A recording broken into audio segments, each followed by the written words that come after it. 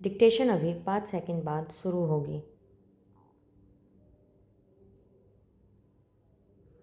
Start. महोदय, मैं उन सब बातों को दोहराना नहीं चाहता हूँ जिन पर पिछले कई दिनों से सदन में चर्चा होती आ रही है, लेकिन मैं समझता हूँ पृष्ठभूमि तैयार है, सारे कारण मौजूद हैं। इस प्रस्ताव को मंजूर करने के लिए चाहे गोवा का सवाल हो, पाकिस्तान का सवाल हो या चीन का सवाल हो, सारी चीज़ें मौजूद हैं जिनके आधार पर देश को तैयार करना है। किसी भी खतरे का सामना करने के लिए मैं सिर्फ एक बात कहना चाहता हूँ, और वह यह है कि इस प्रस्ताव का कतई यह मंशा या अर्थ नहीं है, और न ही इसका यह अर्थ किया जाना चाहिए।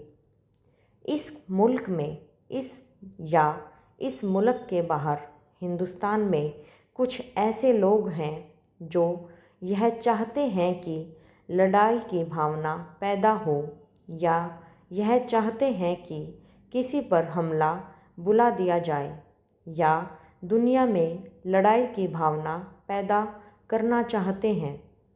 ऐसी बात हरगिज़ नहीं है, लेकिन यह बात ज़रूर है कि हम अपनी शक्ति कायम रखनी है। हमें किसी से डरना नहीं है। हमें इस भावना को पैदा करना है कि हम किसी पर हमला बुलाने वाले नहीं हैं, लेकिन इसके साथ साथ यह बात भी ज़रूर है कि हमें किसी से डरने वाले भी नहीं होना चाहिए।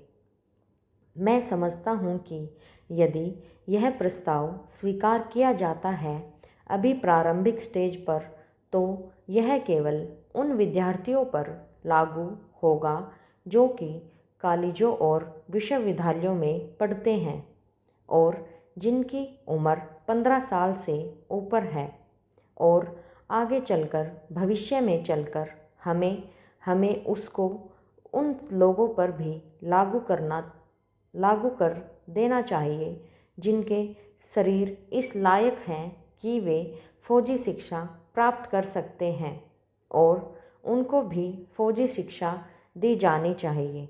सारी परिस्थितियों को देखते हुए और सीमाओं पर जो संकट पैदा हो गया है उसको देखते हुए भी, तथा अपनी शक्ति को साफ करने के लिए देश में और भी यह अनिवार्य हो गया है कि सरकार इस प्रस्ताव को स्वीकार करे और मुल्क में यह भावना पैदा करे कि कुछ भी हो, हमारे देश में कितनी भी मत विभिन्नता हो, राजनीतिक उद्देश्यों में विभिन्नता हो, चाहे जहाँ तक देश की सुरक्षा का सवाल है, देश की सीमाओं पर किसी खतरे का सवाल है, उनका सामना करने के लिए इस देश का बच्चा बच्चा तैयार है। देश की रक्षा करने के लिए अपने खून की आखिरी बूंद के बहाने के लिए तैयार है और तैयार रहेगा। मैं समझता हूँ कि इस तरह की भावना पैदा करने के लिए इस प्रस्ताव को सरकार की ओर से स्वीकार कर लिया जाना चाहिए।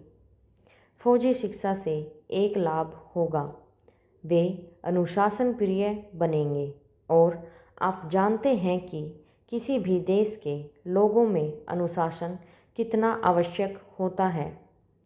आज चारों ओर बढ़ते हुए अनुशासनहीनता को देखते हुए यह और भी ज़रूरी हो जाता है कि इस तरह के प्रस्ताव को सरकार फ़ौरन स्वीकार कर ले। स्टॉप।